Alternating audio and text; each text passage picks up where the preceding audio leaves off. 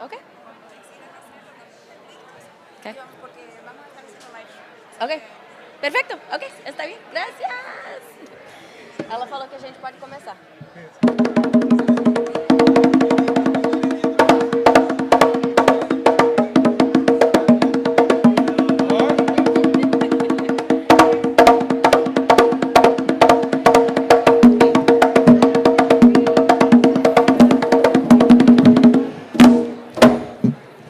Ora, eu. Oh, mio. Oh, mio. Ora, eu.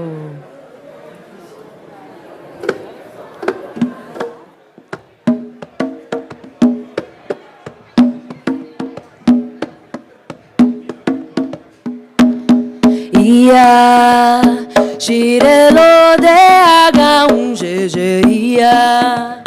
Girelo de H1GG, ia.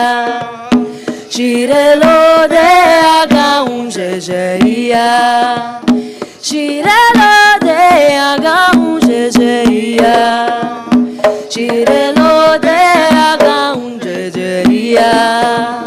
Girelo de H1GG, ia. Girelo de H1GG, ia. Aego, aileingege, ialo de iaorum, orum oieo, iai maleodo, oshuma ileopo. Aego, aileingege, ialo de iaorum, orum oieo, iai maleodo, oshuma ileopo. Aego, aelenhege, ialo de iaorum, orum oieo, iai maleodo, oshuma ileopo. Aego, aelenhege, ialo de iaorum, orum oieo, iai maleodo, oshuma ileopo.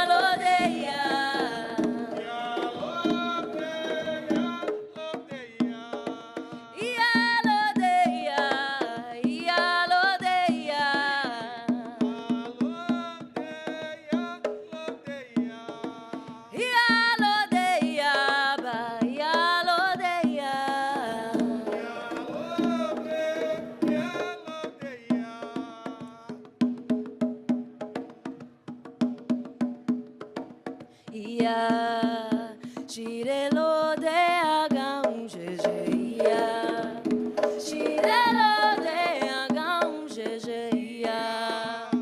girelo de H1GG, girelo de H1GG, girelo de H1GG, girelo de H1GG,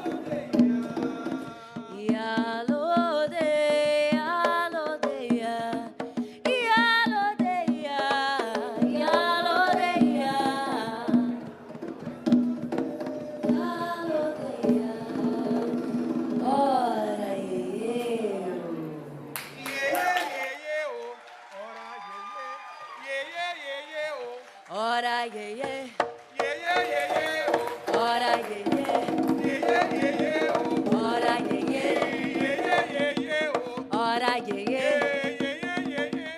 Ora, yeah, yeah. Na bailalero, na bailalero. Ora, yeah, yeah. Ora, yeah, yeah. Ora, yeah, yeah. Ora, yeah, yeah. Ora, yeah, yeah. Ora, yeah, yeah. Na bailalero, na bailalero. Ora, yeah, yeah. Ora, yeah, yeah. Ora, yeah, yeah. Ora, yeah, yeah. Ora, yeah, yeah. Ora, yeah, yeah. Ora, yeah, yeah. Ora, yeah, yeah. Ora, yeah, yeah. Ora, yeah, yeah. Ora, yeah, yeah. Ora, yeah, yeah. Ora, yeah, yeah.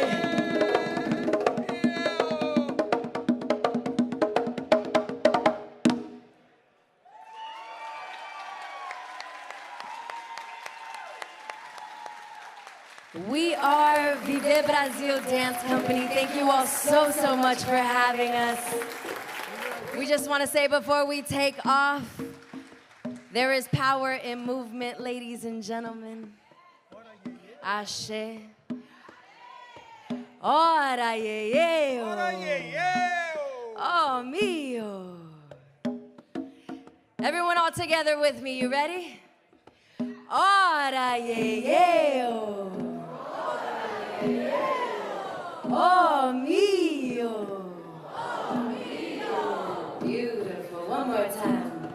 Ora, yeah, yeah.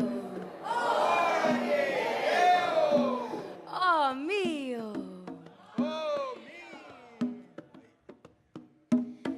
Ia, shirelo de agam jejeia. Shirelo de agam jejeia. Shirelo de agam jejeia. Shirelo de agam jejeia. Aego, aelengege, ialo de iaorum, orum oyeyeo, iai maleodo, oshuma ileopo.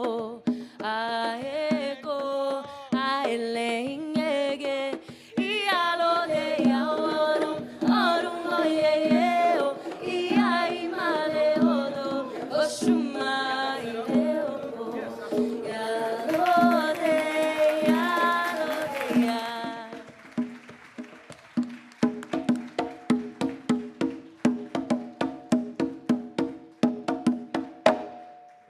Thank you so much.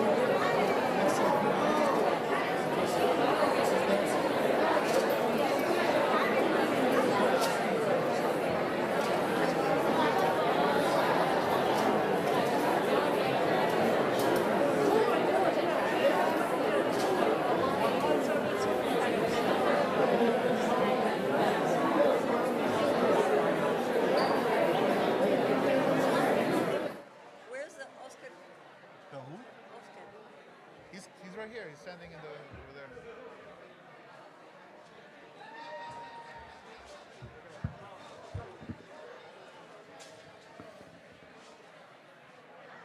Are we ready? Are we ready? We're ready to go. But hey, I think it's better to just use these four. Let them back. Are you gonna do Q&A? No. Can we get people on the stage? Can we bring them up? Yeah, bring people up. You're right here next to me. I'm right here. Not going nowhere.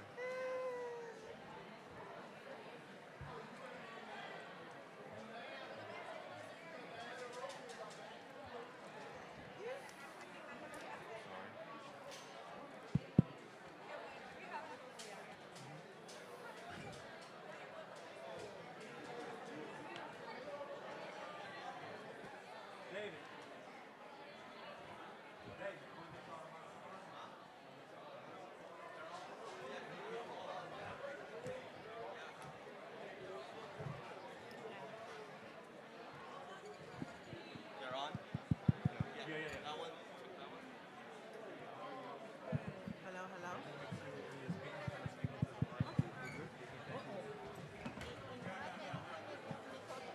Friends, We have to keep the mic there? No, I'm just trying to figure out. Okay.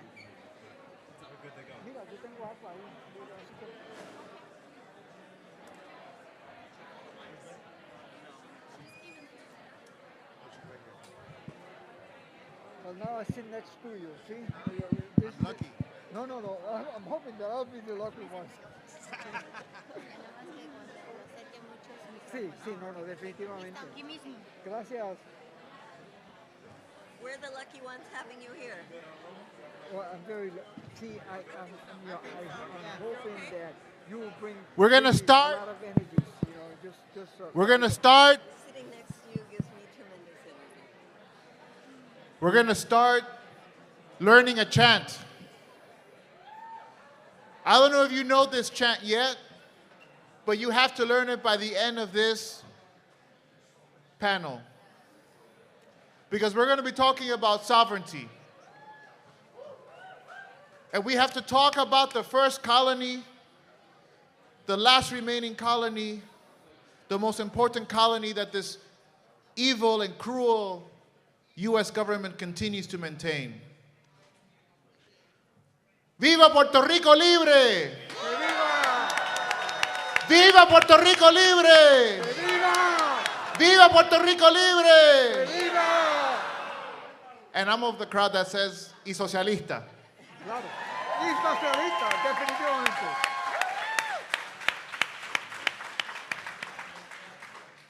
I have the honor of being at this illustrious table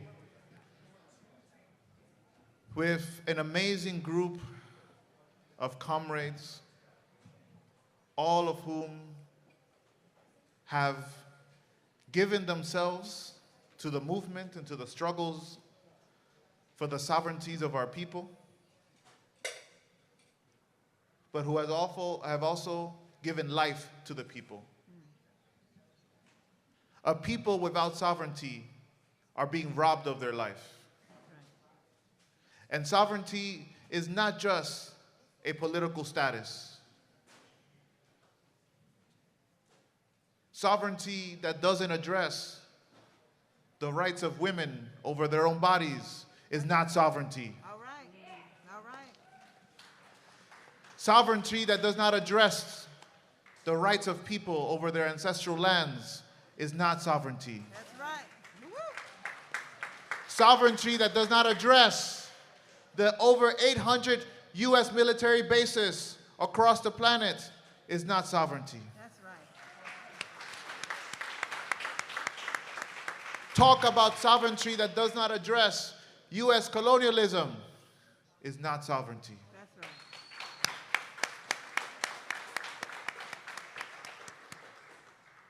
We are honored also because we have you in the crowd tonight. That's right. You are the relayers of truth and of life. Your job is to keep transmitting this story, which didn't start with us at this table. It started centuries ago. You have to keep that story going. That is our mission. To introduce our first panelist, this comrade was not able to join us in person because he is a true cadre of the movement. Vijay Prashad goes where I tell him to go. We told him he needed to go to Mexico, to Ciudad de Mexico, to be there with our comrades at an important meeting. So he couldn't join us today. But he made sure to send us a special video, and we want to start with that. I'm sorry that I'm not able to be with you in person, but I wanted to send this message. First, of course, on behalf of the International Union of Left Publishers, I'd like to condemn the right-wing attack at the People's Forum in New York City, at 1804 Books in New York City. 1804 Books is a member of the International Union of Left Publishers, and we condemn not only the attack by right-wing forces at the People's Forum, but also the collusion of the New York City Police Department. It's abominable, and it must be condemned by all sensitive and right-thinking people. Look, you're sitting there in Los Angeles at a time when the administration of President Joe Biden is convened a summit of the Americas. A summit of the Americas not to deal with the compelling dilemmas of humanity, but to provoke and to impose conflict and warfare on countries that simply don't want conflict. There are some real dilemmas of humanity. Let's face it. There's the dilemma of the fact that we haven't yet transcended the obstinate fact of hunger. It's an obstinate fact. It's been with us now with the pandemic, with the galloping inflation, with the cascading capitalist crises. About 3 billion people around the planet are struggling for food. That's an obscenity. No human being should be satisfied to live in a world where almost half the people are struggling with hunger. That's a genuine, compelling dilemma of humanity. We have a dilemma of humanity of illiteracy. We face a dilemma of humanity, a compelling dilemma of humanity of medical care. There's a pandemic in the United States itself. 1 million people have died, an atrocious number. Many of them could have had their lives saved by better public health, by proper contact tracing, by proper care about masking and so on. Absolute callous government policy in the United States, but elsewhere as well, in India, for instance, appalling government policy, millions dead. You see, these are the real dilemmas of humanity. The food question, the medicine question, health question, the question of literacy, of housing, the question of being able to have employment of some kind or the other, what the International Labour Organization calls decent work, having decent work, good labor conditions, decent pay, to be able to survive, to live healthy lives, more than survival, in fact, to live healthy, fulfilling, prosperous lives, decent work on the table. These are real dilemmas of humanity.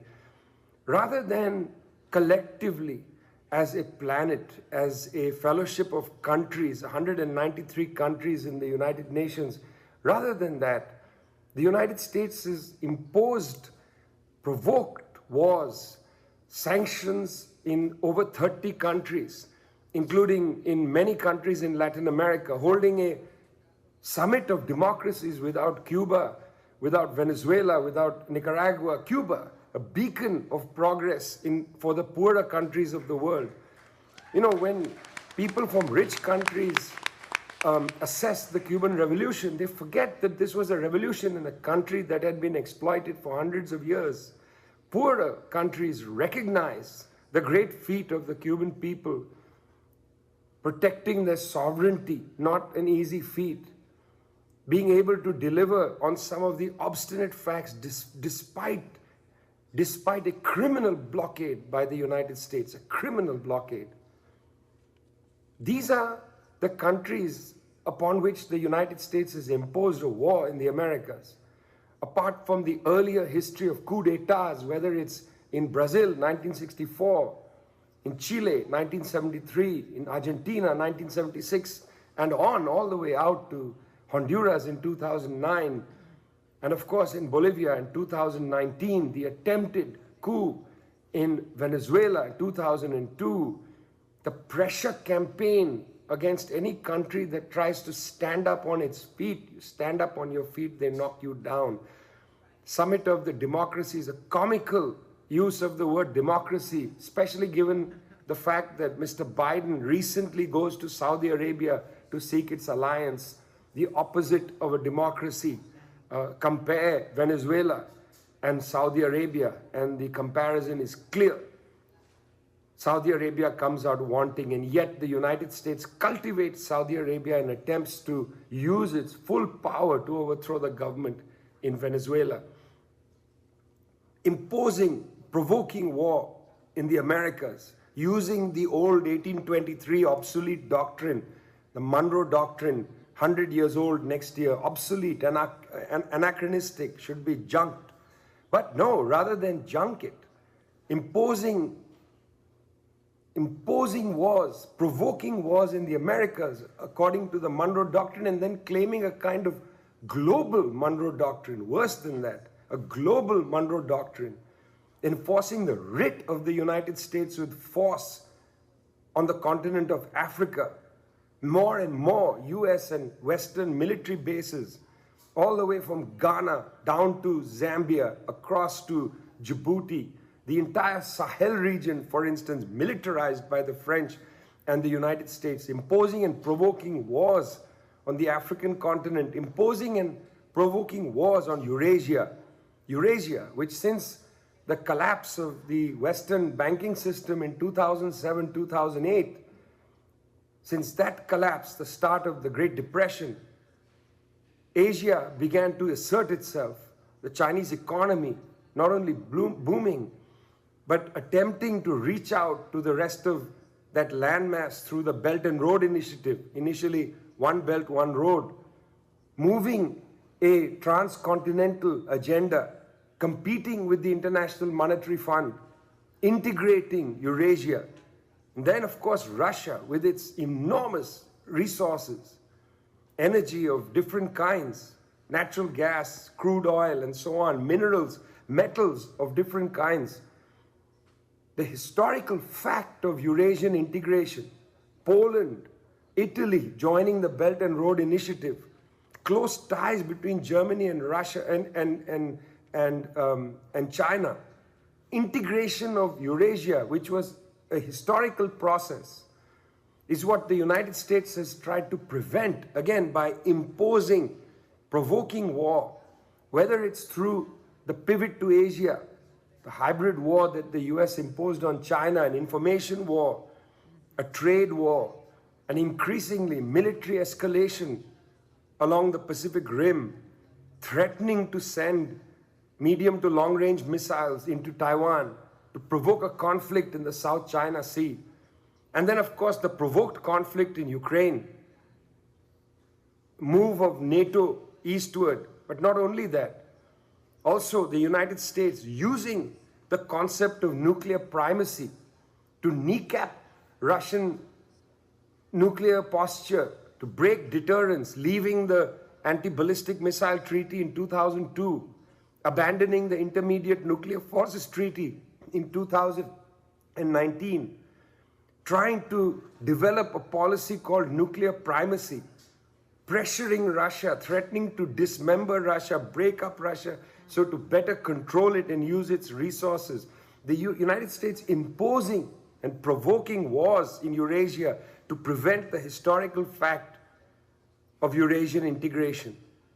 This is what the United States means when it talks about a summit of democracy. Democracy in its terms.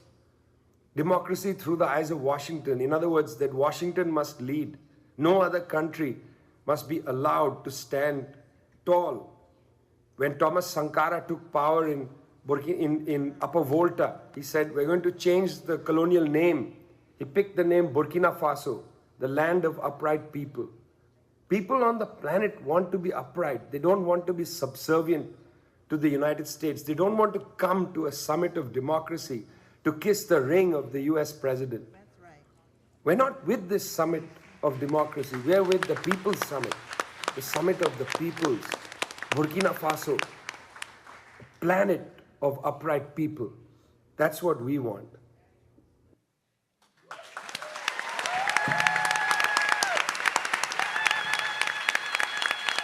We are the planet of upright people. We refuse to sit down. Stand with me. Let us send a message to Biden and the capitalists and the imperialists who refuse to recognize our dignity. We are the ones who refuse to sit down.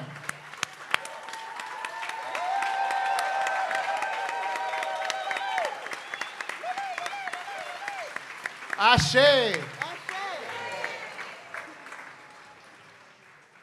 I'm now honored to welcome a new friend, a culture bearer of her people. Dina Calderon joins us to speak of the struggles of the Tongva people. The stage is yours, my friend.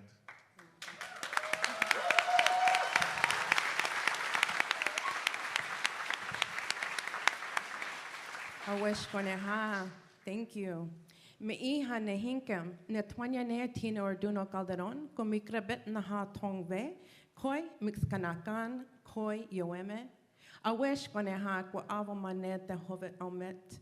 Hello, my relatives. I am Tino Orduno Calderon, Gabrielino Tongva, Ventureño Chumash, and Yoeme, and I'm happy to be here with all of you today. I was confirmed very late in the program, just last night, so I did have to write some notes. Please forgive me for that. But thinking of the topic of sovereignty, what is sovereignty really? So the definitions might tell you supreme power or authority, self-governance, self-determination, autonomy, freedom of external control, independence. All of these ideas are associated with the meaning of sovereignty. Ultimately, the defining authority within an individual, consciousness, social construct, or territory. So what does sovereignty look like for the current lifestyles of Indigenous peoples? What does it look like for people who have been removed from their traditional territories, for people who still live in their homelands but are invisible to the settlers who live, rent, and even own lands that we once cared for, for people who cannot freely access their ancient sacred sites for ceremony, for people who have to ask permission to harvest traditional medicines on our own lands, for people who have to follow the laws of their colonizers. If we buy into those well-accepted definitions, we can never truly be sovereign.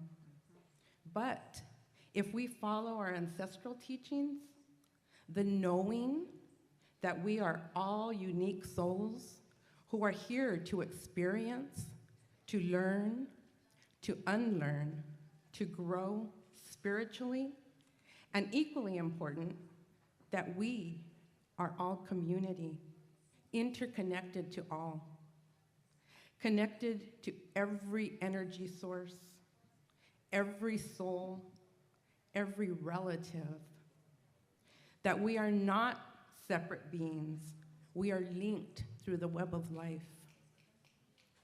The knowing that we have choices and we are responsible for those choices and for the actions as well as our inactions. Being sovereign to me is the ability to feel gratitude regardless of circumstances. My people never forgot to pray. To be able to trust in Creator and to allow ancestors to guide me, that's sovereignty. To focus on Ahiken, which is the breath of life, and choosing to feel alive.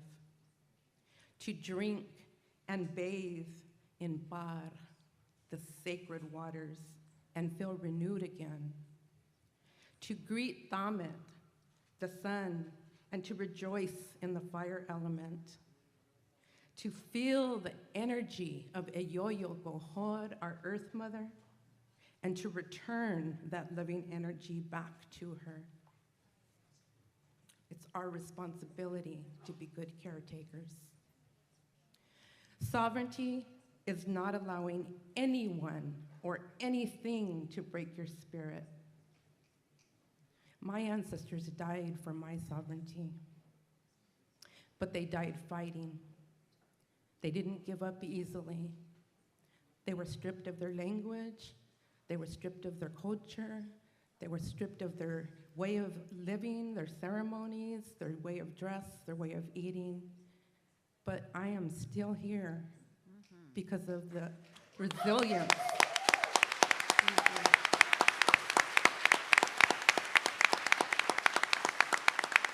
Thank you. I'm still here because of the resilience of my people, and in that I am grateful.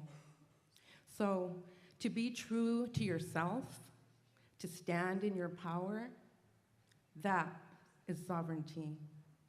To be the voice and support system for those who are not being heard, or worse yet, for those who have been silenced, that's sovereignty.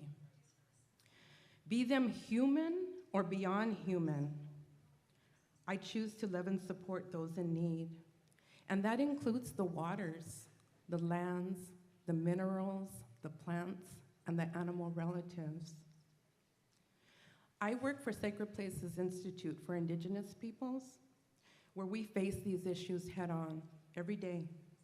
Land rematriation, land and water protection, Indigenous peoples' rights to access and care for our lands, and recognition and inclusion of First Peoples on their traditional homelands. I will be sovereign in my choices, in my actions, and I will choose where to invest my energy. I encourage people all the time to do the same, to be unique, but supportive and kind, to stand in your power, and remember to love yourself unconditionally. That love that you have for yourself, it would trickle out to your family, to your communities, to the continent, the rest of the world, the universe. That's energy, and it can't be stopped.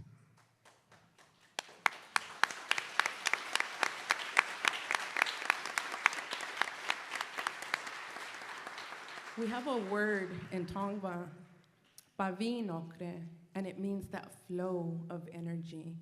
And so that's what I leave with you today.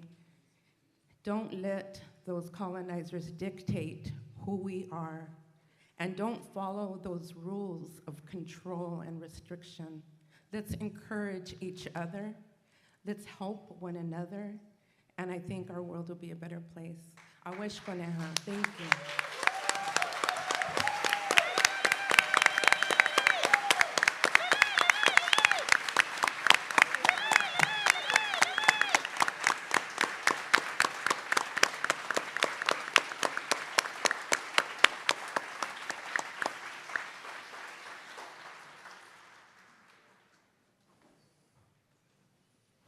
There is a necessary river of unstoppable love that we must share with the rest of the continent. That's right.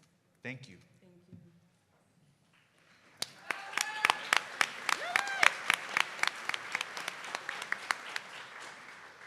The next comrade who's speaking almost requires no introduction,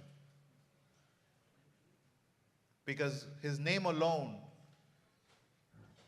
signifies the resistance of a whole island, but I would say the spirit of resistance of the Caribbean peoples for their sovereignty, for their independence, and their national liberation.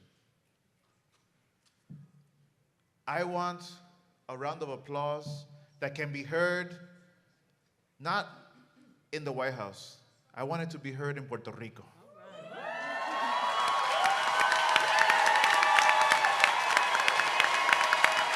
Oscar López Rivera.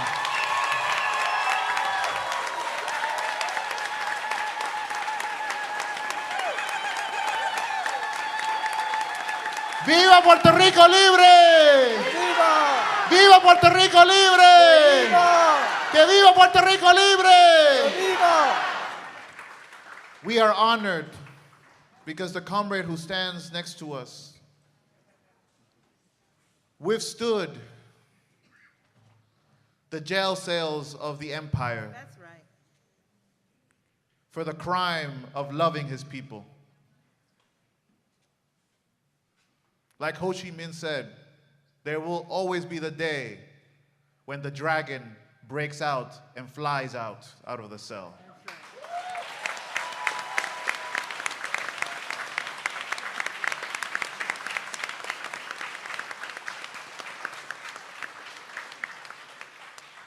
The importance of having Oscar with us here today is that Oscar's presence with us is the biggest reminder that only the people will free the people. That's right.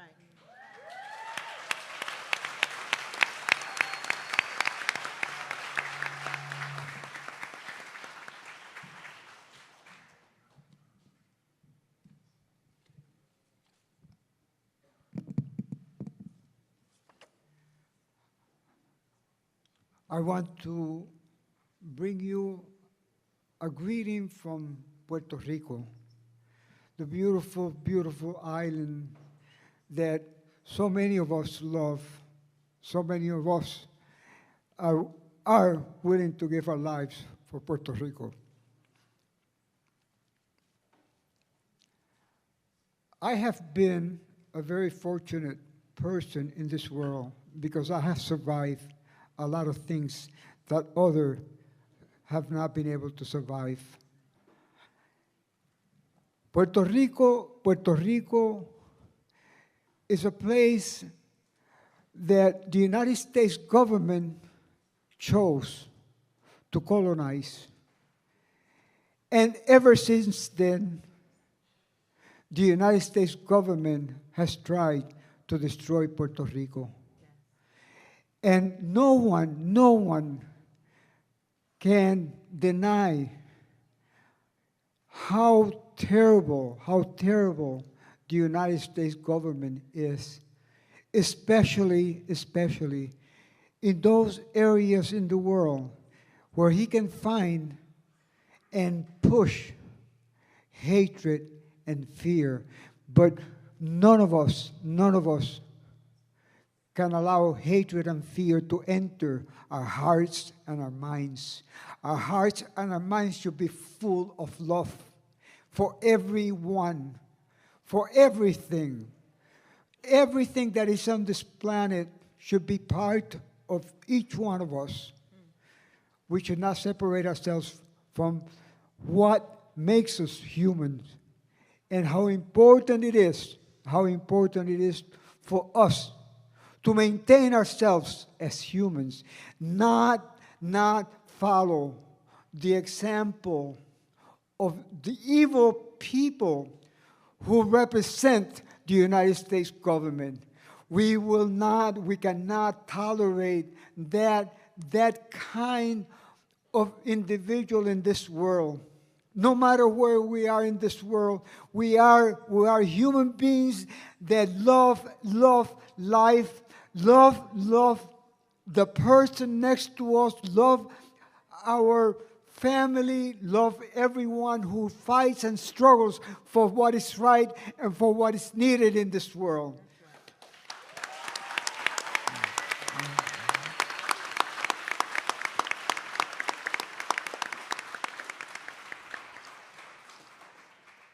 I want to share a moment in my life that I never expected to face. I was 21 years old when I got a letter saying that I should report to the center of where we were supposed to give ourselves into the military. And when I received the letter, it said, if you do not report to the induction center on the specified day, you can face up to 5 years in federal prison. And at that particular moment, I had a choice. I chose not to go to prison. And it was difficult. It was not an easy decision. But once I entered the military, I knew that I had my hands full. I knew that my life was in trouble, that my life could be eliminated any moment. And one day I arrived in Vietnam. I will never forget. I was trained for seven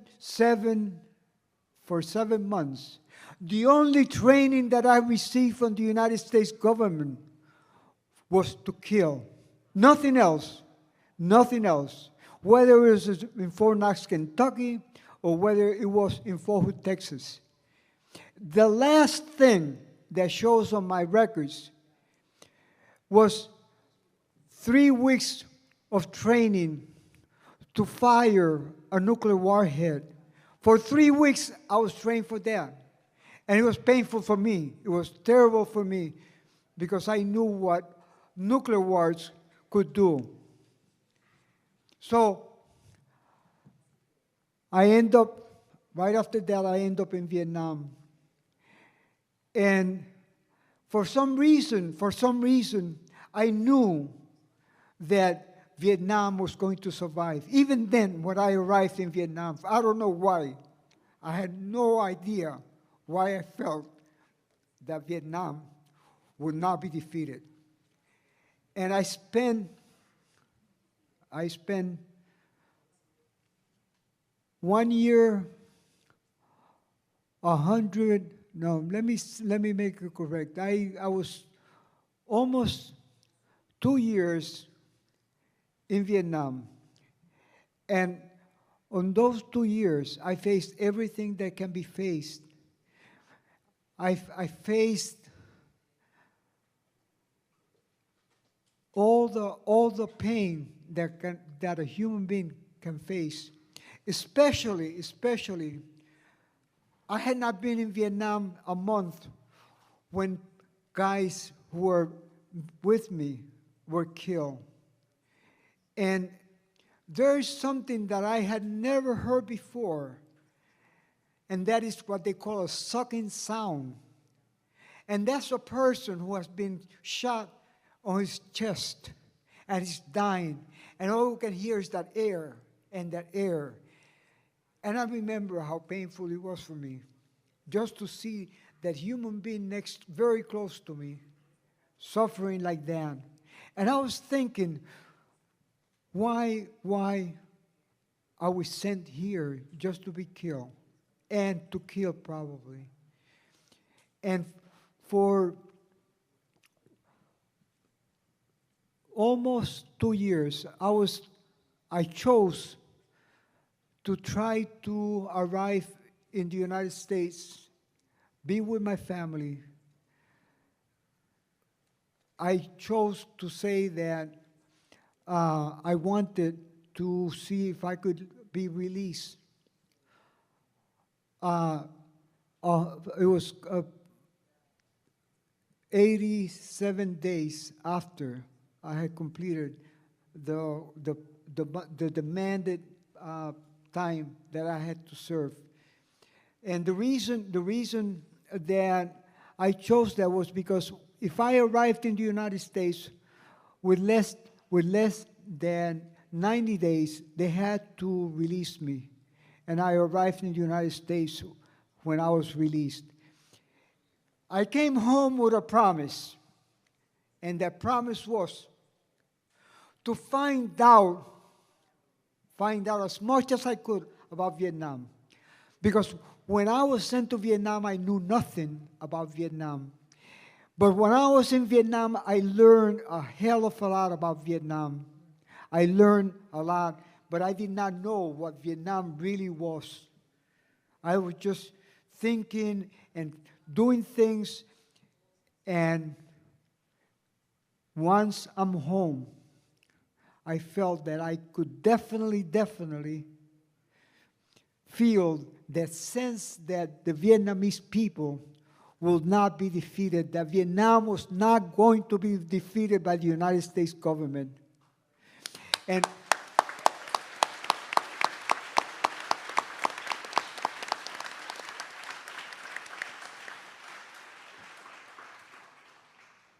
the reason that I was able to figure out why the United States government could not defeat Vietnam was because all the literature that I was able to put together about Vietnam, I learned how courageous, how full of love, how strong their minds, how strong their hearts were. Because if we take two persons,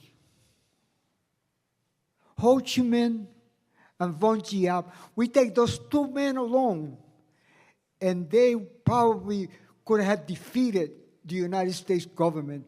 The two of them were so creative, so full of energy, so full of love, that they definitely made it possible for them to go from the north to the south. And at that time, France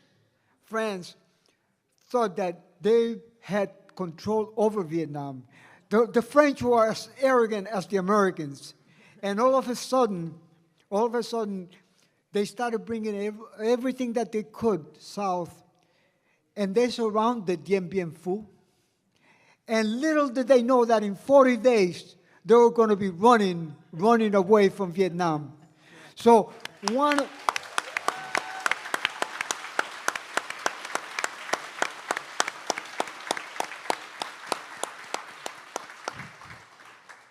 of the elements is courage.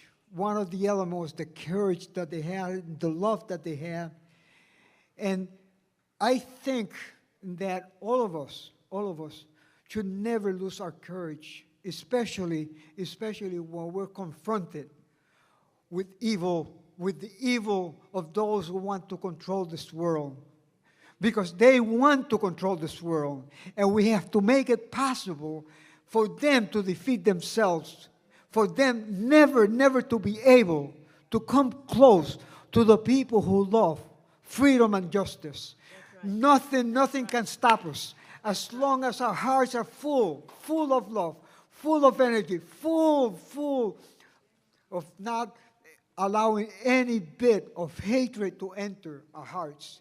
And we can go forward. We can show them. And I'm hoping that we will be able to show them that we will not be defeated, that they cannot defeat us, that they cannot erase us from this planet. I definitely believe that Puerto Rico will be an independent and sovereign nation.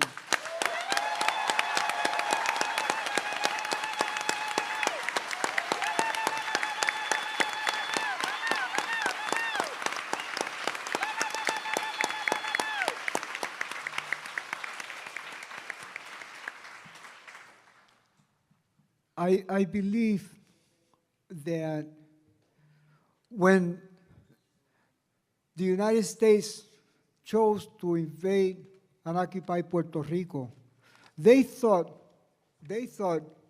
that they would be able to wipe us out of the earth. Because they came in to Puerto Rico with one mission, and that was to definitely take over Puerto Rico any way they could. If we look at the first thing that the United States government does once it comes into Puerto Rico, once it occupies and invades Puerto Rico, one of the things that they thought was that we were weak, that we were stupid, that we could not do anything. The person who defined who we were said the following: Puerto Ricans are a mongrel race, that we were incapable of self-government, that we were incapable of developing anything worthwhile on earth, that we were incapable of doing anything but be sloppy, be dirty, be nothing but almost dirt. And little by little, as long as they have been in Puerto Rico, little by little, we have shown them that it is impossible for the United States government to eliminate us, to defeat us. They have chosen right now in Puerto Rico, if we go to Puerto Rico, we have a lot of pain in us because the United States government has done something that we did not expect them to do. In 2007, one day I heard a man say, Puerto Rico is for sale. I was in prison at the time. And my heart palpitated when I heard that the voice of that man saying that. And I was dying to come out of prison. And I knew that my time was not that far away. And 10 months later, I arrived in Puerto Rico. And as soon as I was able to move around Puerto Rico, the first thing that I started doing was to look for this man and his cohorts. This man was and still is probably a billionaire. And along with him, there were little by little, more and more billionaires coming into Puerto Rico. And more of them were buying land in Puerto Rico. They were buying the houses that they could buy, beautiful houses, but also buying the houses of the poor. Because somehow they were able to get poor people out of their houses, and all of a sudden, those houses were occupied by people. They fixed them. They made them viable. Some of them were turned into Airbnb houses to bring the people that usually go to Puerto Rico to enjoy the beauty of Puerto Rico. And little by little, they thought, and I still say that they think that they can control Puerto Rico, but right now, they have purchased mostly half of the land in Puerto Rico, and that the conditions in Puerto Rico, if they have it their way, the condition of Puerto Rico is that they will definitely occupy Puerto Rico without Puerto Ricans. Because I have heard people in Puerto Rico say Puerto Rico would be more beautiful if there were no Puerto Ricans in Puerto Rico. I have heard that. Now, one of the things that we are sure is that Puerto Rico will be safe. Puerto Rico will definitely be that independent and sovereign nation in the Caribbean, and that Puerto Rico is the promised land for all Puerto Ricans. There are 6 million Puerto Ricans inside the United States because they have been pushed and ended up in the United States. Even now, they've been pushing. Right now, we have evidence of those people who are buying houses in Puerto Rico pushing them out. So now is the moment for us. Now is the moment for Puerto Ricans in Puerto Rico to definitely defeat the United States government, and we can do it. We can do it.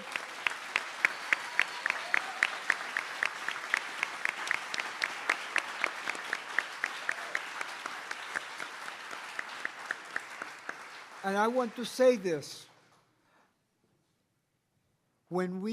Solidarity for us is reciprocal. We have experienced that is called solidarity. And definitely, we have to adhere to the fact that solidarity has to be reciprocal. All of us should be sharing. All of us should never allow ourselves to be all by ourselves. So thank you, and I'm hoping that this place will continue to be this place that will unite all of us and bring us together.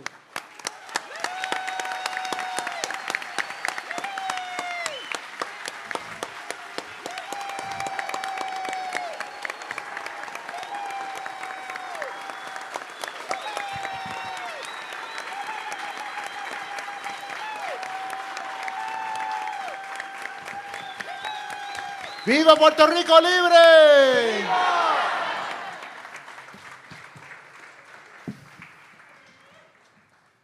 Our comrade Oscar said many things that are important.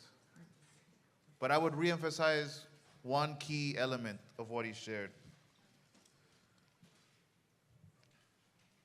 We have to bring together the strong of heart and the strong of mind. We have to fight together. To stand with Puerto Rico is to stand with humanity. ¡Viva Puerto Rico libre! ¡Que viva! I am very honored to introduce the next comrade speaking. Comrade Nana is a living manifestation of that revolutionary spirit that crossed the transatlantic. We can never forget that with the enslavement and forced migration of our people to this continent also came revolution. Comrade Nana is a courageous leader of the movements of black migrants in this country. She is a living bond of our struggles to defend the sovereignty of the peoples of Latin America and Africa. My sister, thank you so much. Thank you, thank you, thank you, thank you, thank you. Thank you. I don't know why I'm going after Oscar. What are you doing to me here, brother? Thank you so very much. And just really, can you all hear me? Yes. Excellent. So inspired to see all of you, so inspired to be here in this space, so inspired to be on this panel and to be talking about sovereignty in the face of such opposite of respecting the sovereignty of people. I live here in Los Angeles, rooted in Los Angeles, been here 30 years. Have you seen a single sign in these streets about the Summit of the Americas? Raise your hand if you live in LA. Have you seen before these past 3 days a single indication that the Summit of the Americas was going to be here? Because they knew we would tear that mother sucker up. They knew that if they let us know that they were going to be here, that we would be there at the door giving them a welcome they would never forget. And we are so thankful to the conveners of this People's Summit. My brother, so thankful for you, for the work that all the people that have put this together have done. Because this is a living example of what sovereignty is and what sovereignty can be, not just for us as individuals, but for us as a collective people.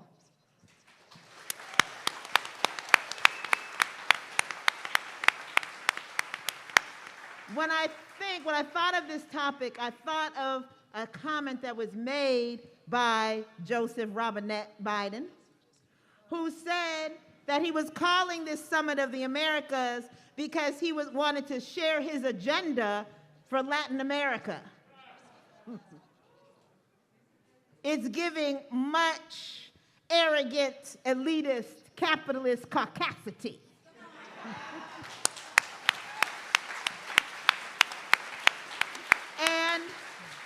But it is him. It is so on brand. I got to use those terms, right? That's capitalist terms. So on brand for him to be talking about Latin America, South America, to be, not even mentioning the Caribbean or Central America, because, you know, what is that? Not even mentioning Mexico, because they done got dissed by AMLO, right? But this idea that the United States controls the so-called Western Hemisphere and also the world just because, and that we are supposed to accept it. Do we accept that? No. Do we accept that? No. Do we accept that? No. Hell no. We do not accept that. And our presence here says that and shows that. We do not accept that. We know that we have the right to determine who we are and the world that we want to have. I think of my sister who, if I met her, I would fall down. I cry when I see her, just on video. The vice presidential candidate in Colombia, Francia Marquez. Like a little girl when I see her. And when I hear her talking about the delicious life that we deserve, it's the same expression in my culture of Ghana, that delicious life, that tasty life that we all deserve, the tasty life that we all want, that the United States has been the biggest thief, an attempted thief, because we still got it, of our delicious life. This Summit of the Americas, this failed Summit of the Americas, this failed Summit of Exclusion is a clear demonstration of their general failure to contain us.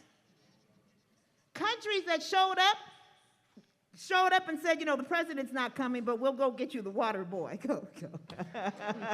He can show up for you. And some countries not showing up at all, recognizing how completely colonizer mentality the United States has exhibited, culminated, reaching its apex in the way that it has dealt with the summit of the so-called Americas. When I think about sovereignty and we talk about migration, why do people migrate? Who is leaving Ghana and the best jollof in the world, don't at me, to now come and be freezing in Minnesota? Who is doing that? To suffer anti-blackness, to not be able to walk into the store, to leave your country in one position and come here and find yourself in a worse position, to have the police stop you for a traffic incident, jump on your back, and shoot you in the back of the head. Who's coming here for that? It is because the United States, oh, what did I do? Sorry, microphone. It's because the United States imposes itself and interferes with the sovereignty of our countries all over the globe. We don't even get to see who we are. They say, oh, you have corrupt government, you have bad government, because we have you.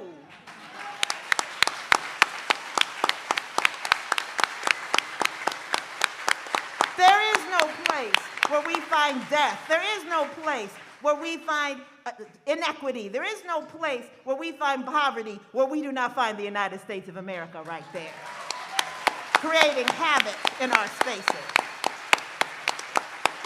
And so whether it is coup d'etat, whether it is economic sanctions and blockades, whether it is a refusal to share any type of vaccine and other medicines so that we can survive and live, all of these are their ways of interfering with us. And unfortunately, we are too complicit in this action. And so as we look at migration and the root causes of migration and what caused people to leave, it is so important that we make those connections. And I'm so excited to see people here from all over who are doing the work in their own countries around the sovereignty of the people, because we are going to have to connect to mend those bonds that my brother and I talked about, that we've had that have kind of frayed between our movements. We're going to have to bind those up and see how we can work together to be able to push back against the attacks on the sovereignty of our peoples wherever they may be found. And I want to give an example, and then I'll go. Well, I won't go, but I'll stop talking. When we look at the migration into the Americas, and particularly those asylum seekers, and I'm going to focus on Black asylum seekers coming into the United States, we find that the United States has so interfered with the sovereignty of countries in South America and Central America and Mexico that they can't even operate the way they used to when it comes to honoring people's human rights. So you have a situation in which you used to be able to just go, walk through, come through the Northern Triangle, as they call it, you know, walk into Mexico. You had a transit center, you got your passport stamped, you moved on. Ecuador, you could fly into Ecuador from Ghana and all over Africa without a visa, right? Then they decided too many Negroes coming up in here. And so they literally went country to country and entered agreements to say, no, you are going to change the entire way that you relate to each other. You used to be able to just go from Guatemala as a Guatemalan, just go into Mexico. Now you're getting harassed, right? Now you're getting handcuffed. Now you're getting detained. This didn't used to be the way. Is this what Guatemala wants? No. Is this what Honduras wants? No. Mexico, no. But this is the position that they find themselves in, collaborating with the pig, basically. Did I say that? Sorry.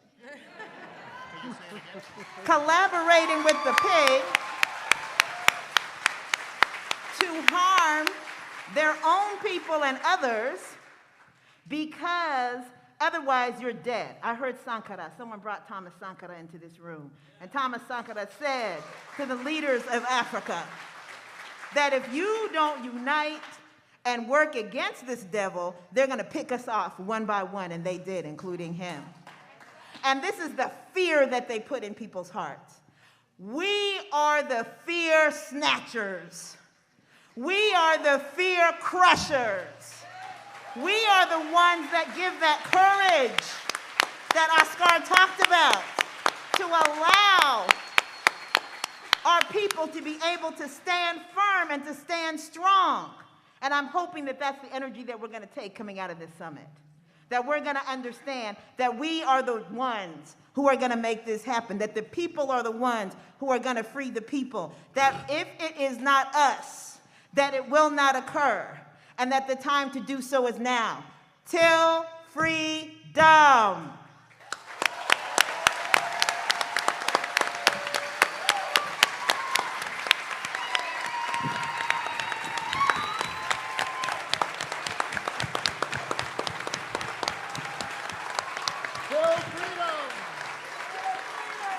Till freedom!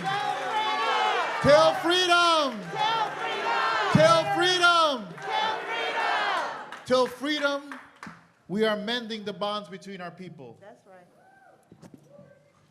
We are not victims. No.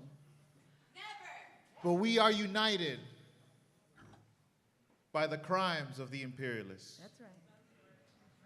We have a common enemy in defense of the planet and in defense of our people. Absolutely. Which is why I'm beyond honored to welcome a dear comrade who's grown up in the movement. From a young age, she walked the same path with her mother. Our dear Berta Cáceres.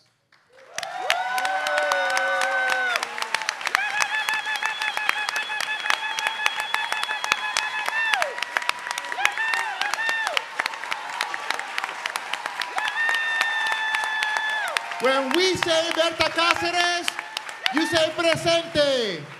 Berta Cáceres. Presente. Berta Cáceres. Presente. Berta Cáceres. Presente. We say not 1 minute of mourning and silence, a lifetime of struggle. That's right.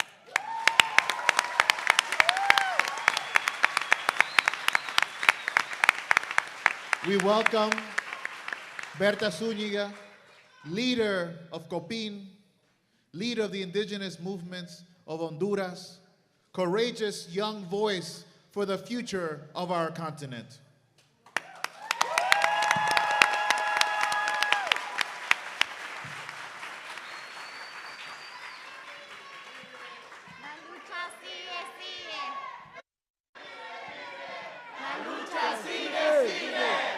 Berta vive, vive. La lucha sigue, sigue.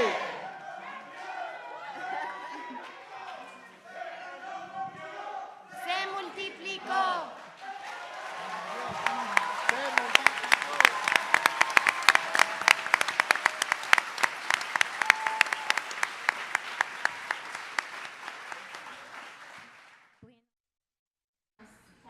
Good afternoon to everyone here present, and for me it's very good to be a pleasure to be able to share this table with these people that I also admire a lot. And well, I think that a lot of the people present here today and the peoples that are here today, well, we would like to say good stories, but regretfully our stories are very hard and difficult. But well, we're here standing And I think that all of us are victims of the system of death, but we're also active victims. That we make people uncomfortable, that we're speaking up, and that we're in this struggle, forging better people for everybody, better communities for everybody. So, well, just wanted to comment to say that if there's something that the capitalists are very afraid of, is for petroleum to be over. And for that has unraveled a lot of wars in the whole world. But also, it has unleashed wars against that system itself, are trying to find other energy sources so it can sustain itself, because this system cannot live without energy. And so that's what I also, a lot of indigenous communities, peasant communities, and from the global south, especially people that are coming from the global south that are leaving that so-called energetic transition, where this system is trying to survive. The system is in crisis and it's trying to survive, and that's compulsion of the system's crisis that's reflected on the social crises is reflected also in the crisis of nature, and that nature is experiencing. So it's very important that we speak about energy, the topic of energy, because the companies are actually talking about energy. They're talking about the green energies, and they're speaking, and they are whatever, commodify everything that they can. We, us from the global south, we say those are not clean energy, that also energy that is bathed on the blood of our people, and that's why they're not good at green energies.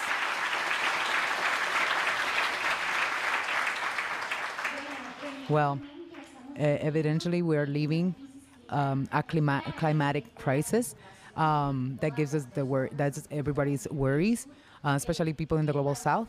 But for us, it's very important to demystify all that commercial that is around green energy, because with that excuse and justification, they are imposing a lot of dams, hydroelectric dams, in my people, but also in other communities, under the logic that's the same logic that is used for mining, and where people are being displaced of their places. And I think it's very important for us to speak that when we're speaking about nature, we're not talking only about the trees. We're not only talking about the animals. We're talking about of the subjects they have taken care of nature for thousands of people, which is the originary indigenous peoples of those lands, which are the caretakers.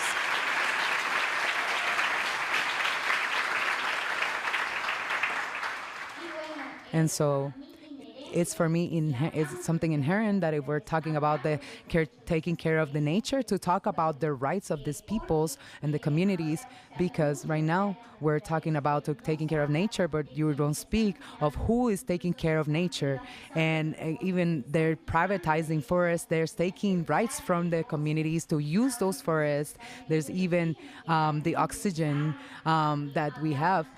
We were speaking a couple of years when I was still little. We will speak about the water wars, and we'll say like, oh, how's that gonna happen?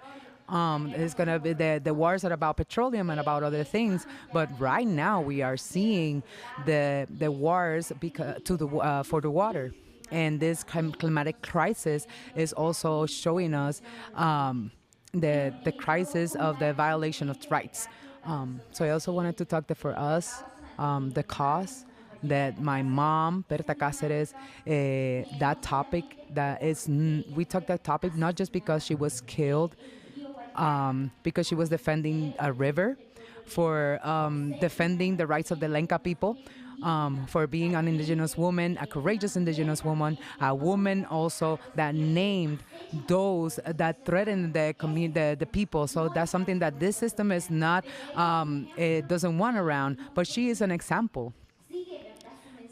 because her message is still alive, but also to say that is an important topic because this is a representation of the plundering of the earth, but also of those authoritarian powers, which is also the example of what the militarization of our territories could look like.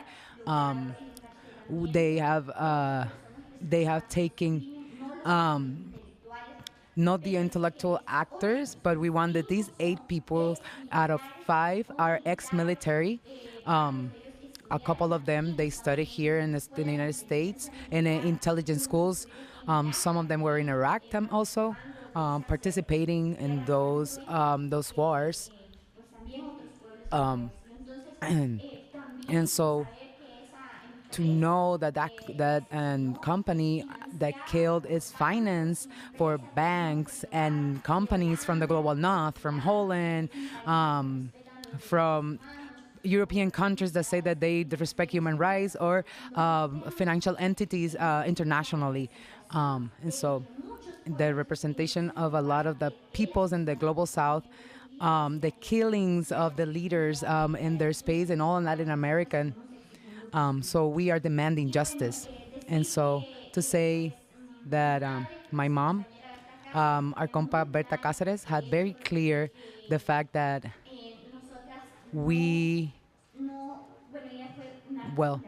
she was a very great speaker.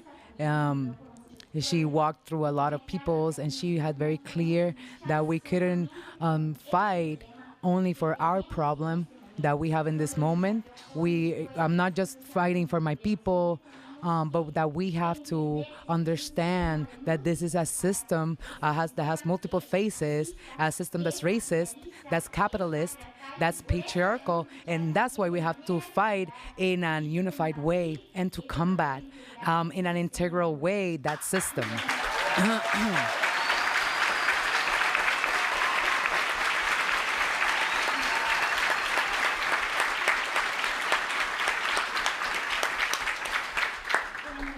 Well, we also have something else that we wanted to say. Until what the capitalists are very afraid, and that is the immigrants. And because of that situation, and because the high migratory wave that has happened in the last years, especially the coup d'etat that we we suffered in 2009, where they revoked our rights and meant the death of a lot of our compas. Honduras has had a lot of migration waves of people leaving the country, and then Biden have been promoting a plan to try to stop those migration waves, which is called the Biden Plan for the peoples in Central America. The first is the North Triangle, which is Honduras, Guatemala, and El Salvador. And to continue to finance the corrupt banks that have been participated in the crimes against Berta Cáceres, to finance the companies that plunder the indigenous people's lands, is to give more money for the same thing. For us, taking a little bit the chant from the feminist revolution, we also say the revolution is going to be migrant or it's not going to be. And we know that there's a very strong connection.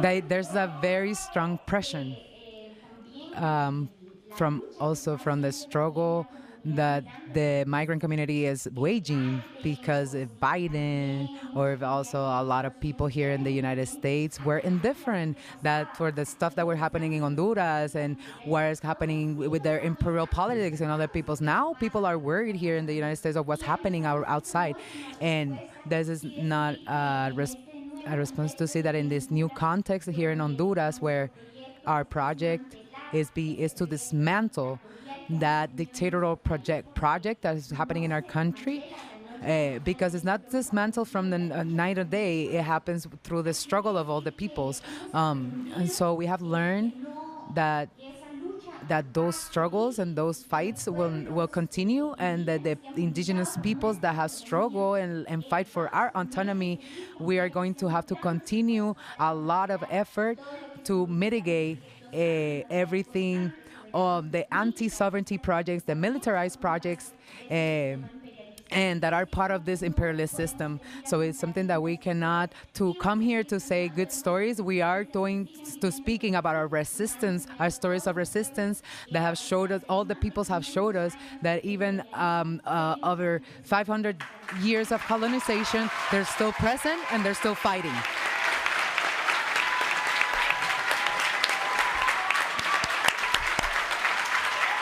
Yeah.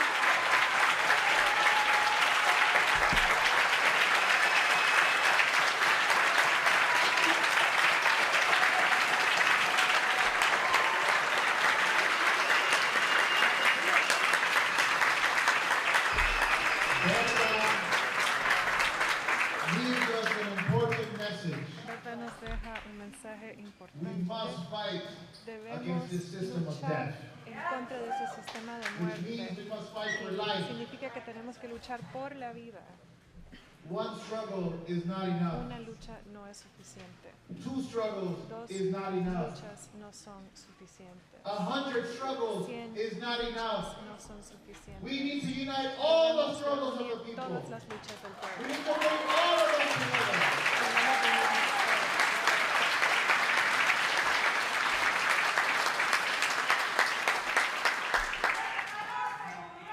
Debemos unirnos todos.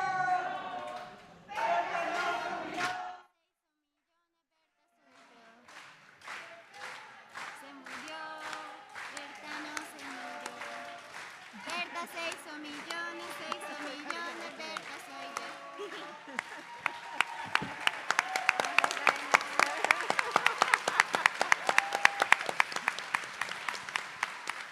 I now, as we almost conclude our plenary, I have a tremendous honor to present someone who has been on the front lines of challenging the terrorism of the United States government.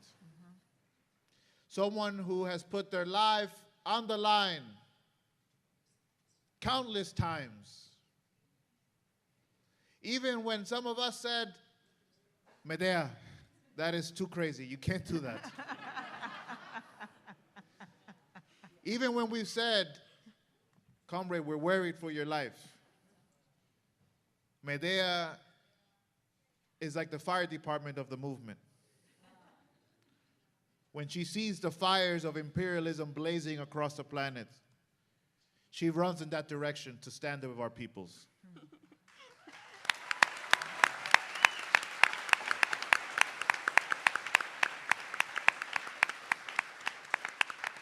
I was truly lucky to be with Medea as we took life-saving milk, medicine, and other necessary supplies to break the U.S. blockade on Cuba.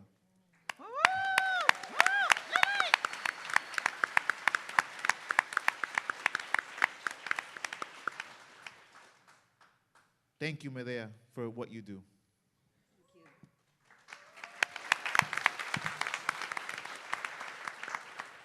So first I want to say, and I think it's a collective feeling here,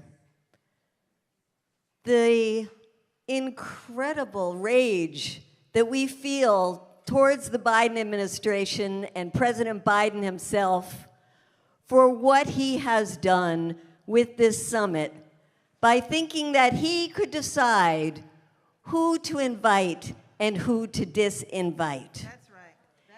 And so I want to call anybody here who is from Cuba, Venezuela, or Nicaragua to come forward, please, so that we can tell you.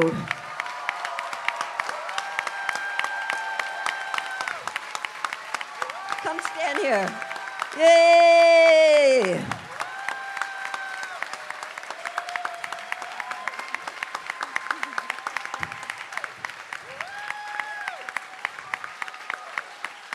Beautiful. beautiful. And while you're coming up, those of you who are from Colombia, do you think your country is a democratic country?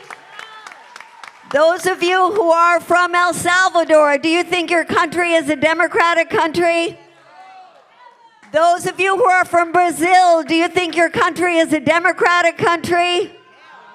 So here are 3 countries represented that we think should be here at the summit because we need to learn from those countries what we all can do better to make the lives of our people better.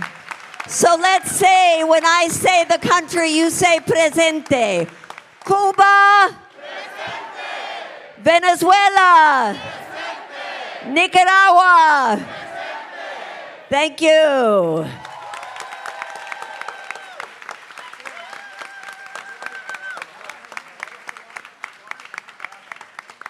I also want to ask, thank you, who is the most important person related to this summit of the Americas?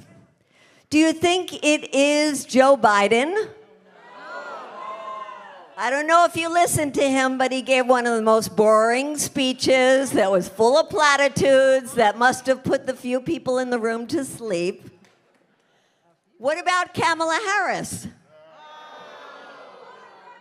She was supposed to do something about the root causes of migration.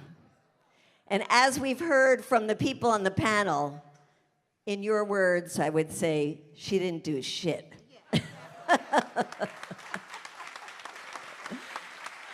She even promised that there would be money coming, but instead of the $1 billion that was promised to the 3 countries of the Northern Triangle, there was $40 billion that went to Ukraine to keep a war going there. So it wasn't Biden, it wasn't Kamala Harris, it was actually somebody who wasn't there. Can you guess who that was? No, it was Manuel López Obrador. It was AMLO. It was the president of Mexico.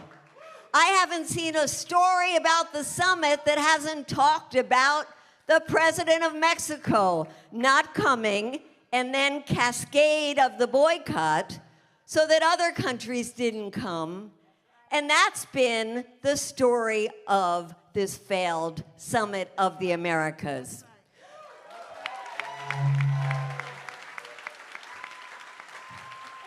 So, for posterity, when I say a line, I want you to repeat it.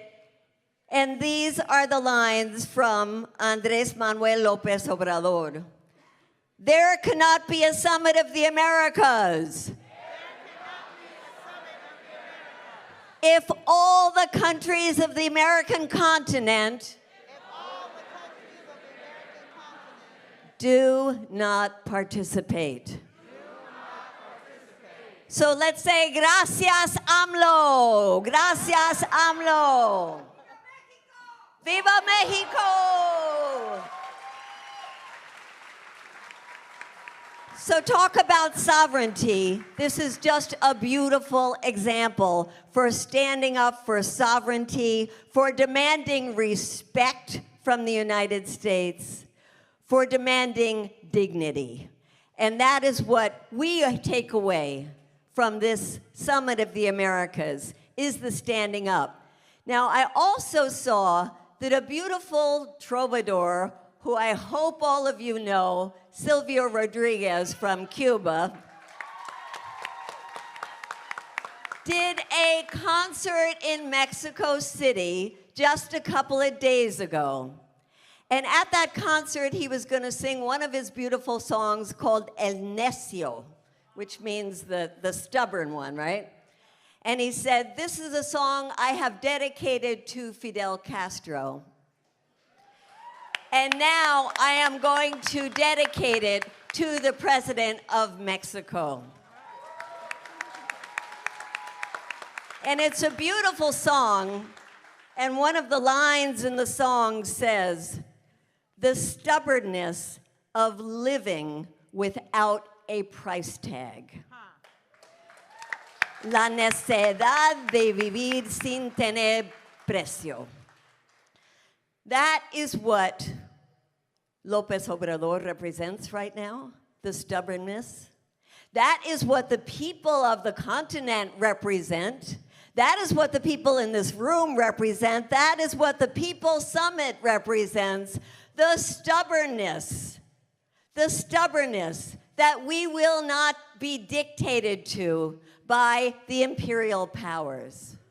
The stubbornness of the people of Latin America, who after the first tide of progressive government, some call the pink tide, I know Manolo doesn't like the term the pink tide, but after that, when they were attacked by the right wing in their countries, attacked by the US, and some countries lost control of those progressive governments, they are coming back now even stronger because of the stubbornness of the people in those countries who said, we will not allow you to turn our countries into these right-wing neoconservative countries. That is the stubbornness that we appreciate. And one other thing that AMLO said that I think is our marching orders as we go forward is that not only did we refuse to acknowledge this Summit of the Americas, but we are calling for the abolition of the Organization of American States.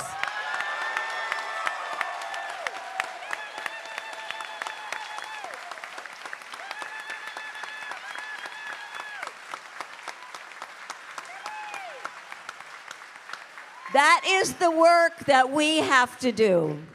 I was going to call out some people who've done some amazing stubbornness, like our comrade Walter here, who confronted Almagro. I wanted to call out the stubbornness of David Paul right here, the Venezuelan embassy protectors who stayed in the embassy in Washington, D.C. of Venezuela for over a month till the police came in to drag you out. Just stand up for a second. It's this kind of stubbornness that we have to use moving forward. And why I want to end with a quote that was so important to me from Hugo Chavez when some of us were at one of the World Social Forums, and he looked around the room, huge auditorium, and he saw the American delegation, the US delegation, and he said, the United States is a country of heroes, of dreamers, fighters. The US people with whom we share dreams and ideals must free themselves. And remember, all empires end. One day the decay inside US imperialism, together with the fight from outside, will end up toppling the empire. Those who are victims from outside will be set free, and so will the ones on the inside. The great people of Martin Luther King and Cesar Chavez. This is the message from our comrade. This is the message to go forward. One people, one unity. End the empire, abolish the OAS, onwards towards liberation for all of us. Thank you. End the empire. Abolish the OAS. End the empire. Abolish the OAS.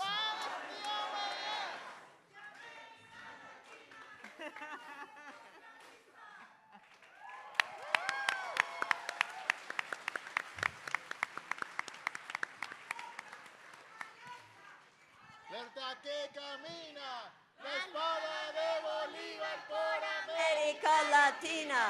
Alerta, alerta, alerta que camina. La espada de...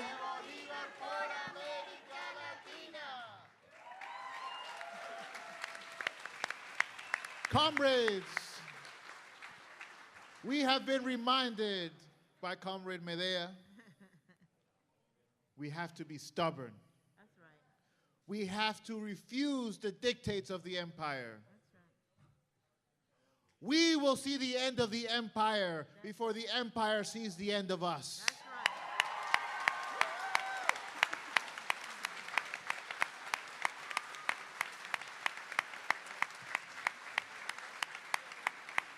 Tomorrow, the empire says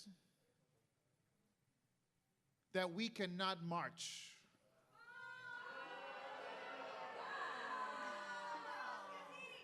They say they don't want to hear the voices of the people. The empire says that there is no unity among the peoples of this continent. We refuse their dictates. That's right. We have our permit. That's right.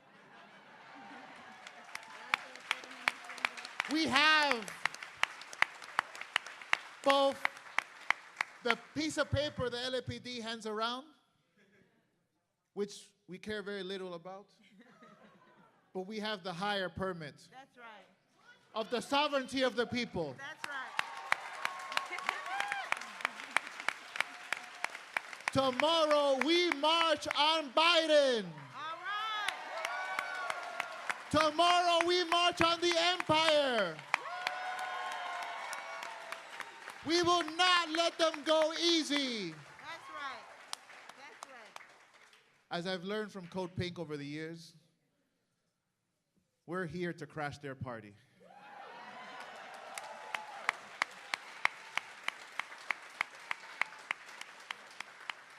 Which doesn't mean that we can't party tonight. I don't know if you've heard about the amazing concert we're going to have right outside. There's going to be music. We have amazing rappers who have joined us from across the country, amazing DJs. But remember, we party tonight so we can march tomorrow at 5 p.m., leaving right from here.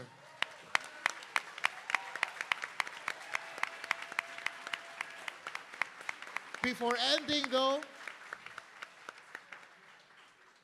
we invited delegations from across Latin America. But there was a special delegation that arrived just last night. It's special because despite the misinformation, despite the contradictions, despite the war of lies, this delegation comes here as our friend. I want to recognize and ask her to stand up a dear comrade, Ting Quan, who comes from the People's Republic of China.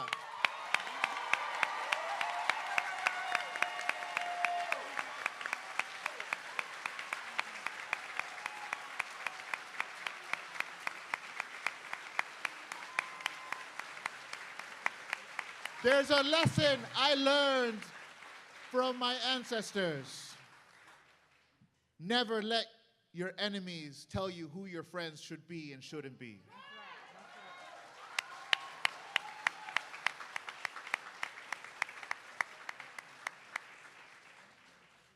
Let's go party.